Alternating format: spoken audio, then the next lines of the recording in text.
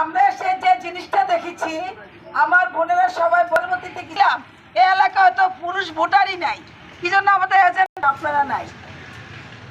তো যারা আপনাদের সবচেয়ে বেশি নির্যাতিত, কি বলেন, আপনাদের অনেক দায়িত্ব সামনে। বিগত 17 বছর আপনারা এই এলাকায় অনেক নির্যাতিত হয়েছেন, অনেক মামলা মোকদ্দমায় জড়িত ছিলেন। আমরা কোর্টে ছিলাম, দেখেছি, রাজনীতি অঙ্গনও দেখেছি, অনেক নির্যাতিত হয়েছেন। সেজন্য আপনাদেরকে বাটে সুন্দরভাবে চলতে পারে, সেজন্য কিন্তু অবরত হয়েছে। বলেন তো, আহমেদ মানিক নাই কিন্তু ওনার মার কাছে কি দিয়ে, তাহলে আপনারা তো জানেন একটা গুপ্তভাবে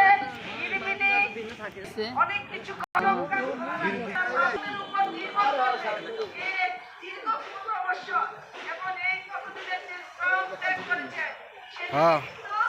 আপনাদের উপর কিন্তু নির্ভর করবে। আপনারা